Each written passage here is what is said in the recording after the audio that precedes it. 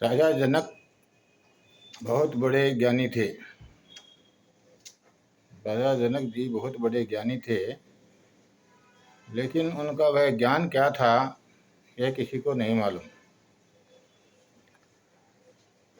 राजा जनक को वह ज्ञान महर्षि अष्टावक्र जी ने दिया था, जो मैं आपके लिए यहाँ प्रस्तुत कर रहा हूँ। अष्टावक्र जी के 20 श्लोक सुन लेने से, मात्र 20 श्लोक सुन लेने से जनक जी को ज्ञान की प्राप्ति हो गई। मात्र 20 श्लोक सुन लेने से जनक जी को ज्ञान की प्राप्ति हो गई। अंधेरे में जैसे अनायास किरण उतरे, अंधेरे में जैसे अनायास किरण उतरे, जैसे अंधे को अचानक आंखें मिल जाएं, ऐसा ही जनक जी को हुआ। जो कभी नहीं देखा था वह दिखाई पड़ा, जो कभी नहीं सुना था वह सुनाई पड़ा। हृदय एक नई तरंग से, नई उमंग से भर गया। जनक जी इससे पहले बहुत सत्संग शास्त्रार्थ कराते रहते थे, परंतु ऐसा कुछ आज तक नहीं सुना था जो आज अष्टावक्र जी के मुंह से सुना। अष्टावक्र जी के वचन हृदय में सीधे उतरते चले गए। जनक जी ने कहा, मैं निर्दोष हूँ, शांत हूँ, बौद्ध हूँ, प्रकृति से परे हूँ। आश्चर्य, इतने समय तक मैं मोह के द्वारा बस ठगा गया हूँ। उतरने लगी किरण। सुनो अष्टावक्र को कि तुम निर्दोष हो। सुनते ही पहुँच गई किरण प्राणों की आखिरी गहराई तक, जैसे सुई चुभ जाए। चौंक गए जनक। जो सुना वो कभी सुना नहीं था। अष्टावक्र ने जो देखा, अष्टावक्र जी ने जो दिखलाया, वह कभी किसी ने दिखलाया नहीं था। न कानों सुना, न आँखों देखा, ऐसा अपूर्व प्रकट हुआ। अष्टावक्र जी जो सामने थे, उनके आभा मंडल से जनक चकित हो गए। अहो बोध हुआ कि मैं ही निरंजन हूँ। एकदम भरोसा नहीं आता, विश्वास नहीं आता। सत्य इतना अविश्वसनीय है क्योंकि हमने असत्य को इतने लंबे समय तक, जन्मों जन्मों तक विश्वास किया है कि सत्य सामने आने पर उस पर अचानक भरोसा नहीं होता कि यह सत्य है। एक अचंभे से भर गए जनक। एक धक्का सा लगा जनक जी को। ओहो, मैं निर्दोष हूँ। सदा से अपने को दोषी जाना, पापी जाना, और पापों को धोने के लिए गंगा नहाए, पूजा पाठ कर ली और पाप धुल गए। बस यही सत्य जाना था। किसी ने यह नहीं कहा था कि तुम निर्दोष हो, बल्कि यह बतलाया था कि ये तुम्हारे पिछले जन्मों के पाप हैं, पिछले जन्मों के दोष हैं। किसी ने यह नहीं कहा कि तुम निर्दोष हो, निष्पाप हो। तुम्हारी निर्दोषता ऐसी है कि खंडित होने का उपाय नहीं। न पुण्य तुम्हारा, न पाप तुम्हारा। सब किए गए पाप, देखे गए सपने जागते ही खो जाते हैं, क्योंकि कृत्य तुम्हारा नहीं है, क्योंकि कृत्य तुम्हारा नहीं है, कर्म तुम्हारा नहीं है। तुम कर्ता नहीं हो, तुम केवल दृष्टा हो, तुम केवल साक्षी हो। यह किरण उतरी जनक जी के हृदय में, आश्चर्य से चकित कर गई। जैसे तुम स्वयं चकित हो रहे हो, जैसे तुम स्वयं चकित हो रहे हो, विश्वास नहीं कर पा रहे हो। धीरे धीरे विश्वास करोगे, क्योंकि जनक जी जैसे विद्वान नहीं हो, क्योंकि तुम जनक जी जैसे विद्वान नहीं हो, जनक जैसे वेद शास्त्रों के ज्ञाता नहीं हो। इसलिए धीरे धीरे जागोगे, जागोगे पर धीरे धीरे। अष्टावक्र जी ने उपदेश दिया जनक जी को, और जनक जी को तुरंत होने लगा कि मैं निर्दोष हूँ, मैं शांत हूँ, मैं बौद्ध हूँ, मैं प्रकृति से परे हूँ। हमें कठिन लगता है, इतनी जल्दी कैसे हो गया, थोड़ा समय लगना चाहिए था। हमें बड़ी हैरानी होती है, इतनी शीघ्रता से घटना घट गई। जनक जी कहते हैं, अष्टावक्र जी के ज्ञान प्राप्ति के बाद में जनक जी कहते हैं, इस देह को जैसे मैं अकेला ही प्रकाशित करता, इस देह को जैसे मैं अकेला ही प्रकाशित करता, इस जग को भी वैसे ही केवल मैं संचालित करता, इस जग को भी केवल मैं संचालित करता। अहो सशरीर विश्व त्याग, अहो सशरीर विश्व त्याग मुझे परमात्मा दिखता है, सरलता से ही हर जगह मुझे परमात्मा मिलता है। जैसे पानी का बुलबुला पानी से अलग नहीं होता, जैसे पानी का बुलबुला पानी से अलग नहीं होता, वैसे आत्मा से संसार कभी भी भिन्न नहीं होता, वैसे आत्मा से संसार कभी भी भिन्न नहीं होता। तरल रस में लुप्त होकर शक्कर रहती फिर उस रस में, तरल रस में लुप्त होकर शक्कर रहती फिर उसमें, वैसे मुझसे लिप्त विश्व, वैसे मुझसे लिप्त विश्व सदा व्याप्त रहता मुझ में, सदा व्याप्त रहता मुझ में, विश्व मुझसे ही व्याप्त है। ऐसा जनक जी कह रहे हैं अष्टावक्र जी के उपदेश के बाद। रस्सी सर्प सी दिखती है जिस तरह भ्रमित अज्ञान से, रस्सी सर्प सी दिखती है जिस तरह भ्रमित अज्ञान से, उसी तरह दिखता संसार सभी को भ्रमवश प्रमाण से। जैसे मालूम होने पर रस्सी सर्प नहीं लगती, जैसे मालूम होने पर रस्सी सर्प नहीं लगती, आत्मज्ञान हो जाने पर फिर दुनिया कुछ नहीं लगती, आत्मज्ञान हो जाने पर फिर दुनिया कुछ नहीं लगती। प्रकाश मेरा निज रूप है, मैं उससे अलग नहीं होता, प्रकाश मेरा निज रूप है, मैं उससे अलग नहीं होता, जग में जो प्रकाश होता मेरे प्रभाव से ही होता। जल में लहर मिट्टी में घट, जल में लहर मिट्टी में घट, सोने में भूषण मिल जाता, मुझसे यह उत्पन्न संसार फिर मुझ में ही मिल जाता। जनक जी कहते हैं, ब्रह्म से लेकर तिनके तक जिसमें भी मेरा वास है, ब्रह्म से लेकर तिनके तक जिसमें भी मेरा वास है, उस चर अचर का कभी भी हो पाता नहीं नाश है। जगत के नाश होने पर मैं नहीं नाश होता हूँ, मुझको नमन प्रणाम करो मैं कभी त्रास नहीं होता हूँ। मुझे आश्चर्य रूप में रम, मुझे आश्चर्य रूप में रम, मैं शरीरी भी है द्वैत हूँ, ना कहीं जाता ना कहीं आता फिर भी जग में व्याप्त हूँ, ना कहीं जाता ना कहीं आता फिर भी जग में व्याप्त हूँ। मुझसा चतुर कोई नहीं, आश्चर्य रूप मेरी माया, देह से अलग होकर मैं संपूर्ण जग में छाया, देह से अलग होकर मैं संपूर्ण जग में छाया। इसकी दवा कोई नहीं वह भिन्न है द्वैत दुख रूप, इसकी दवा कोई नहीं वह अलग है द्वैत दुख रूप, दृश्य झूठ है सभी मगर अद्वैत शुद्ध सुख रूप। आपको यह समझना होगा कि यह द्वैत क्या है और अद्वैत क्या है। द्वैत है भक्त और भगवान दो। जनक जी कह रहे हैं, जिसकी दवा कोई नहीं वह भिन्न है द्वैत दुख रूप, दो में द्वंद्व है एक में आनंद है।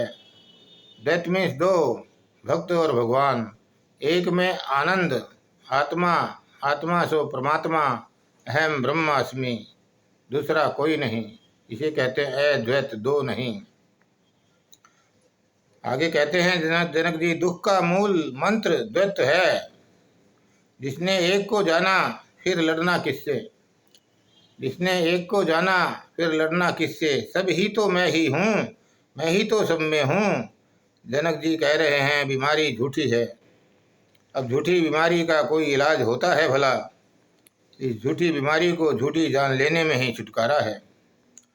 परमात्मा को पाने के जितने उपाय हैं, परमात्मा को पाने के जितने उपाय हैं, सब झूठी बीमारी को मिटाने की औषधियाँ हैं। परमात्मा को पाने के जितने उपाय हैं वे सब झूठी बीमारी को मिटाने की औषधियाँ हैं। मैं एक अद्वैत शुद्ध चैतन्य हूँ। हो द्वैत मूलम यत दुखम, सभी दुख द्वैत होने से पैदा होते हैं। द्वैत में दो होने से पैदा होते हैं। इस दुख के छुटकारे की कोई दवाई नहीं है। क्योंकि यह झूठ है, सब स्वप्न मत है, सब स्वप्न मत है। मैं एक शुद्ध चैतन्य रस हूँ, बस यह जान लेना काफ़ी है। मैं एक शुद्ध चैतन्य रस हूँ, बस यह जान लेना काफ़ी है। अष्टावक्र की गीता में कोई विधि नहीं है, यही इसकी महिमा है। इसमें कोई उपाय नहीं बताया गया है कि कैसे परमात्मा तक पहुँचना है। इसमें तो इतना ही कहा गया है कि तुमने परमात्मा को कभी खोया ही नहीं है। बस जागो, खोलो ज्ञान की आँख और पहचानो अपने स्वरूप को। तुम ही हो आत्मा। जब तुम मानते हो तुम आत्मा हो, तो आत्मा और परमात्मा में क्या अंतर है? तुम ही आत्मा हो, तुम ही परमात्मा हो। आज तक परमात्मा को किसी ने नहीं देखा। क्यों नहीं देखा? क्योंकि वह सबके अंदर व्याप्त है, आत्मा है। तो हम भी परमात्मा हुए। समझने वाली बात है, लेकिन हम अपने गलत कार्यों को जानते हैं, इसलिए हम अपने आप को भगवान समझ ले में यह पॉसिबल नहीं होता है। आत्मा सो परमात्मा। अहम ब्रह्मास्मि। अहम ब्रह्मास्मि का अर्थ ये नहीं है कि मैं ब्रह्म हो गया, मैं मेरा शरीर ब्रह्म हो गया। अहम ब्रह्मास्मि का अर्थ है मेरी आत्मा ही ब्रह्म है, मेरी आत्मा ही परमात्मा है। ब्रह्म का शरीर से कोई लेना देना नहीं है। मुझ में स्थित हुआ यह जग वास्तव में मुझ में स्थित नहीं। मुझ में स्थित हुआ यह जग वास्तव में मुझ में स्थित नहीं। भ्रांति शांत हुई यह जान, मेरा बंधन या मोक्ष नहीं। न बंधन है न मोक्ष है। कोई बंधन नहीं है, कोई मोक्ष नहीं है। सब कल्पना के पात्र हैं। कैसी अद्भुत बात कह रहे हैं जनक। न मेरा बंधन है न वो मोक्ष। बंधन भी कल्पना के हैं और मोक्ष भी कल्पना के हैं। शरीर स्वर्ग नरक बंधन, शरीर स्वर्ग नरक बंधन ये सब काल्पनिक नाम हैं। शरीर स्वर्ग नरक बंधन ये सब काल्पनिक नाम हैं। मुझ चैतन्य आत्मा को इन सब से क्या काम है? मुझ चैतन्य आत्मा को इन सब से क्या काम है? जन समूह में रहकर भी मुझको इनसे प्रीति नहीं। मिथ्या प्रेम करे अज्ञानी, ज्ञानी करते कभी नहीं। खूब जागरण की घटना घटी जनक जी को। अष्टावक्र नाम के दर्पण में जनक जी ने अपना चेहरा देख लिया। आत्मज्ञान हो गया। यह बड़ी मुश्किल से होता है। जनक जी ऐसे बोलने लगे जैसे अष्टावक्र बोल रहे थे।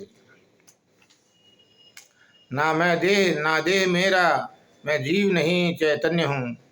ना मैं देह ना देह मेरा, मैं जीव नहीं चैतन्य हूँ। जिसे जीने की इच्छा, यह इच्छा ही तो बंधन है। जिसे जीने की इच्छा, यह इच्छा ही तो बंधन है। किसी कवि ने क्या खूब कहा है, देखा है हर चाह बनी, देखा है हर चाह बनी, आखिर में दुख का कारण। फिर भी चाहे मोक्ष अधर, फिर भी चाहे मोक्ष अधर, चाहना आखिर ना छोड़ा। जब तक तुम चाह नहीं छोड़ोगे कुछ नहीं होगा। चाह गई चिंता गई मनवा बेपरवाह, चाह गई चिंता गई मनवा बेपरवाह।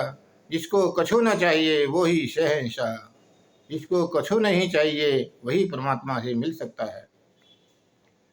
जनक जी कहते हैं मनुष्य का एकमात्र बंधन यही है कि वह जीना चाहता है।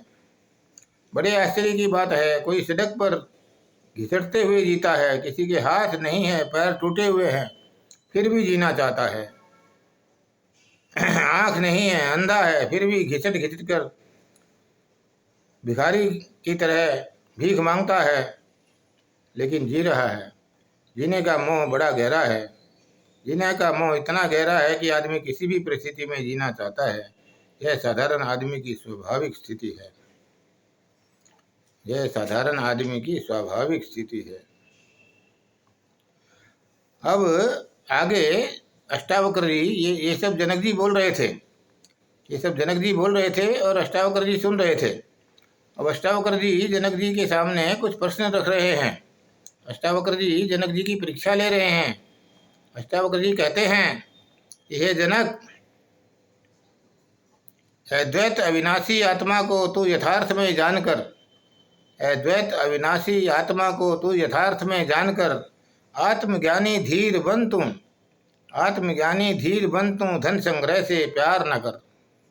अष्टावक्र ने कहा, आत्मा को तत्व से एक और अविनाशी जानकर भी क्या तुझ आत्मज्ञानी धीर को धन कमाने में अभी भी रुचि है? तुझ आत्मज्ञानी धीर को धन कमाने में अभी भी रुचि है। जनक ने महल नहीं छोड़ा, जनक ने धन का त्याग नहीं किया, जनक जैसा है वैसा का वैसा है। अष्टावक्र जी ने एक प्रश्न पूछा है जनक से कि हे जनक, तू घोषणा कर रहा है कि एक ही अविनाशी है, एक ही आत्मा है, अद्वैत की तू तत्व से घोषणा कर रहा है, और ऐसी घोषणा के बाद क्या धन में रुचि रह सकती है? अद्वैत की तू घोषणा कर रहा है, ऐसी घोषणा के बाद क्या धन में रुचि रह सकती है? राज्य में, साम्राज्य में, महल में, पद में, प्रतिष्ठा में, सिंहासन में रुचि रह सकती है? जनक के सामने एक प्रश्न चिन्ह खड़ा किया अष्टावक्र जी ने कि मैं तुझसे पूछता हूँ, हे जनक, जब एक का तुझे बोध हो गया है, पता चल गया है कि मैं स्वयं परमात्मा हूँ, तो क्या धन के पीछे अब भी तू दौड़ सकता है? तो तलाश अपने भीतर धन पद प्रतिष्ठा का कहीं मोह शेष तो नहीं है। अगर धन पद प्रतिष्ठा की कोई भी आकांक्षा शेष हो तो यह सब जो तू कह रहा है सब बेकार है। अगर तू धन की आकांक्षा अपने अंदर पाए ही नहीं, अगर अपने अंदर पाए ही नहीं धन की आकांक्षा, तो समझ कुछ हुआ, अन्यथा कुछ भी नहीं हुआ। इसलिए तो अपने अंदर जरा झांक कर देख ले, कहीं कोई आकांक्षा, कोई इच्छा, कोई रुचि लेश मात्र भी शेष तो नहीं। अष्टावक्र पहली परीक्षा खड़ी करते हैं। वे कहते हैं, हे जनक, ध्यान कर। तो कहता है, आत्मा को तूने तत्व से जान लिया, पहचान लिया उस अविनाशी को। अब क्या तुझ आत्मज्ञानी धीर को धन कमाने में, पद प्रतिष्ठा में थोड़ी भी रुचि है? तू मुझे इसका उत्तर दे। बड़ी महत्वपूर्ण घटना घटी है जनक को, लेकिन अष्टावक्र ठीक से कसौटी कर लेना चाहते हैं। जैसे बार बार जनक ने कहा कि अहो आश्चर्य कि मैं स्वयं परमात्मा हूँ और कैसे मोह में पड़ा हुआ था, ऐसे ही अष्टावक्र कहते हैं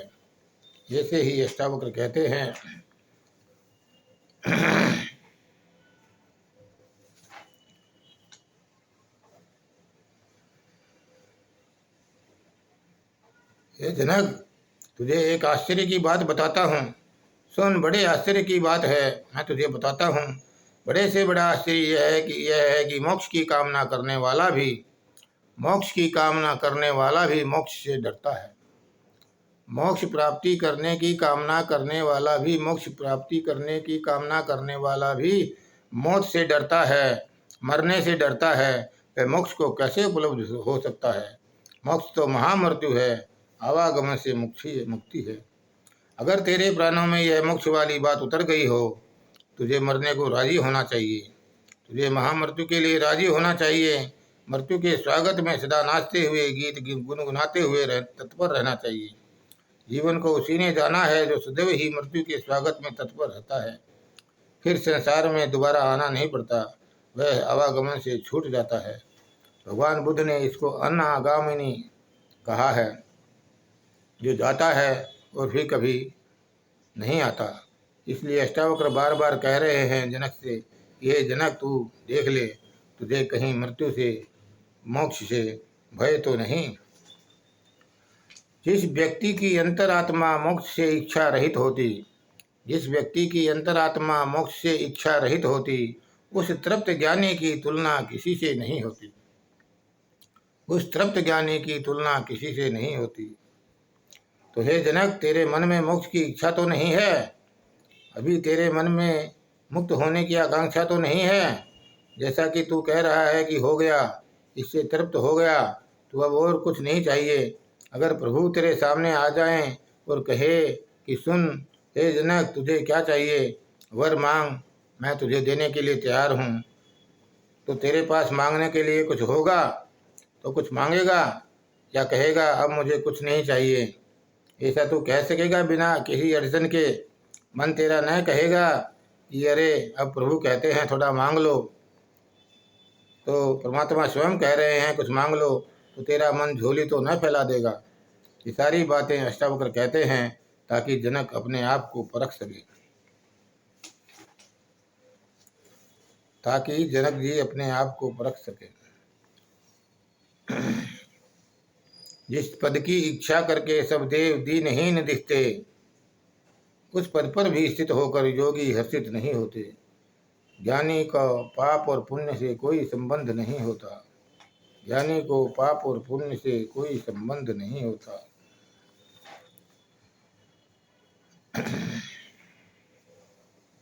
तुझसे जगत उदित हुआ जैसे पानी में बुलबुला, एक आत्मा को जानना है परम शांति का झूला।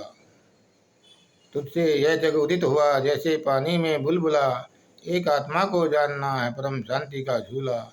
तुझसे यह जग उदित होता तो परम शांति प्राप्त है। यह व्यक्त जगत दिखते हुए भी बुलबुले के समान है। व्यक्त जग प्रत्यक्ष फिर भी वास्तव में सत्य नहीं होता, व्यक्त जग प्रत्यक्ष फिर भी वास्तव में सत्य नहीं होता। रस्सी सर्प दिखती जल में फिर भी वह सर्प नहीं होता। तेरा किसी से संग कहाँ, त्याग प्राप्ति और ग्रहण कहाँ, शरीर अभिमान त्याग कर तू मोक्ष प्राप्ति कर यहाँ। तेरा किसी से संग नहीं, किसे त्यागना चाहता है, देह संघात को लेकर तुरंत लय को पाता है। जिसको दुख सुख समान है, आशा निराशा समान है, जीना मरना समान है, उसको ब्रह्म का ज्ञान है। गीता में भी कहते हैं भगवान कृष्ण, सुख दुखे समय कृत्वा लाभा लाभो जया जयो। सुख दुख लाभ हानि जय पराजय को समान समझ और युद्ध कर। मैं सब में हूँ और सब मुझ में है। यो माम पश्यति सर्वत्र सर्वम च मयि पश्यति, तस्या हम न प्रणश्यामि स च मे न प्रणश्यति। कृष्ण भी वही कह रहे हैं जो अष्टावक्र कह रहे हैं। कृष्ण भी वही कह रहे हैं जो अष्टावक्र जी ने कहा है। मैं अति शांत निराकार आत्मा हूँ। मुझ अनंत महासागर में जगपोत सम मन पवन चलता, मुझ आत्मा को यह शब्द क्षुब्ध करता न असह लगता। मुझ अनंत महासागर में जगपोत सम मन पवन चलता, मुझ आत्मा को यह सब क्षुब्ध करता न असह्य लगता। तरंगे पैदा होने से जल्दी को लाभ नहीं होता, तरंगे लुप्त हो जाने से उसको नुकसान नहीं होता। आत्मा रूप सागर में सभी जल तरंगे उठते रहते, इस उदय अस्त के होने से आत्मा को अंतर नहीं आते। मुझ अनंत महासागर में यह जग केवल एक कल्पना, मैं अति शांत निराकार, मैं स्वयं आत्मा में रम गया। जनक जी कहते हैं मैं तो अपनी आत्मा में रम गया, क्योंकि आत्मा ही परमात्मा है, आत्मा ही परमात्मा है। आत्मा तन में नहीं रहती, ना ही तन इस आत्मा में। इसी तरह से संग्रहित मैं आश्रित केवल आत्मा में, मैं आश्रित केवल आत्मा में। जब मन सोच समझकर कुछ त्याग या प्राप्ति चाहता है, पा हंसता खो रोता है, तभी तो बंधन होता है। पा हंसता खो रोता है तभी तो बंधन होता है। इसीलिए कहते हैं दुख सुख लाभ हानि जय पराजय को सब समान समझ। जब मन कुछ नहीं सोचता, कुछ पाना नहीं चाहता है, हर्षित दुखित नहीं होता, तब बंधन कहाँ होता है, तब बंधन कहाँ होता है।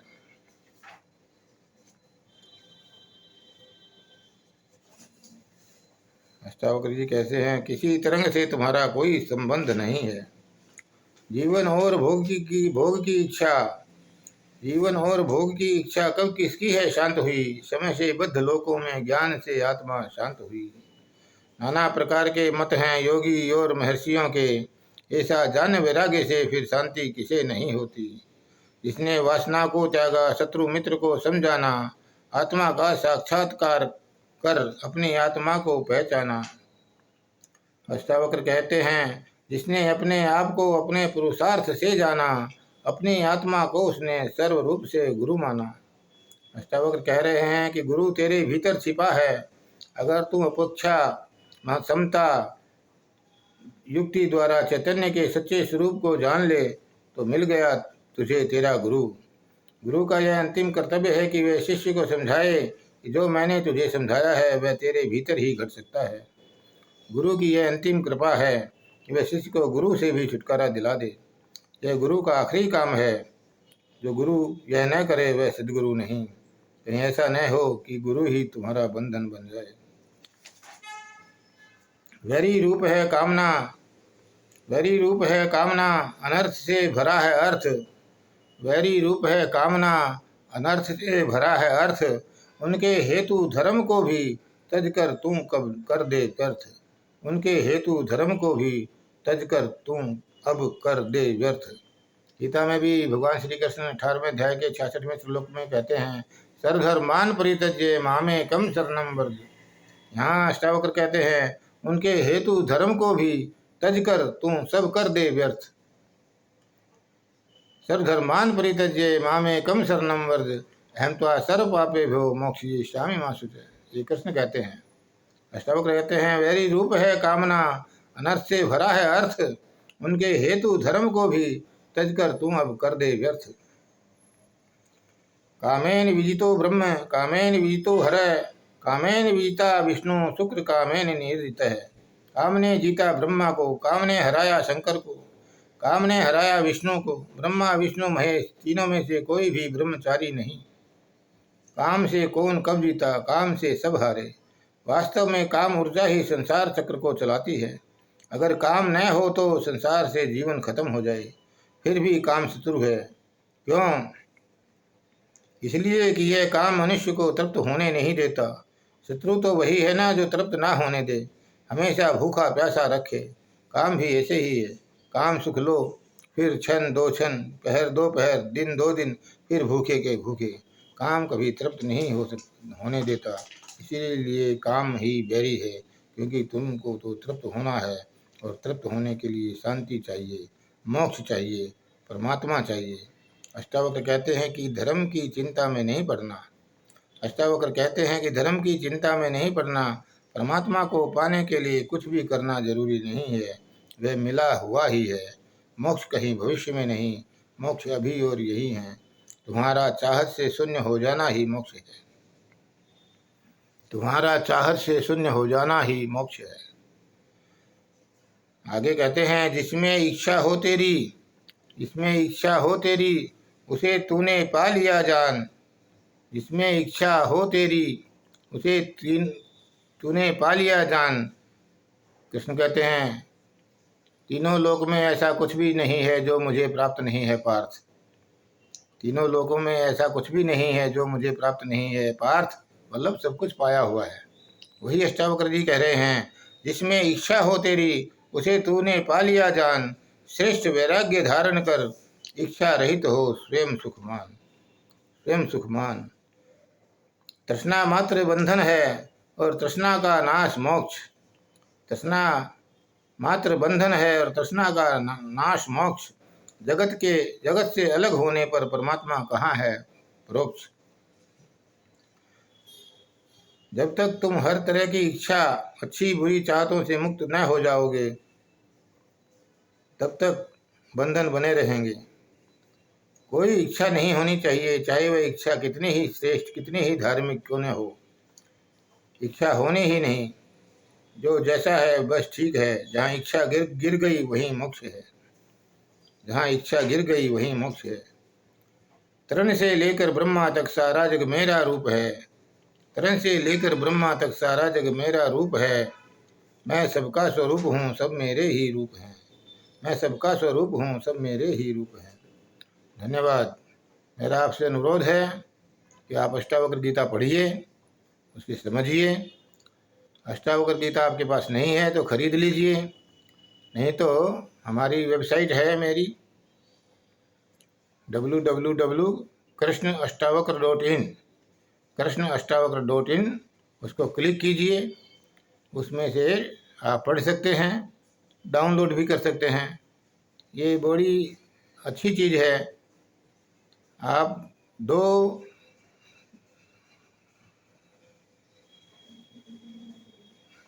चीज़ों को जानना बहुत ज़रूरी है कि ये ज्ञान और आत्मा।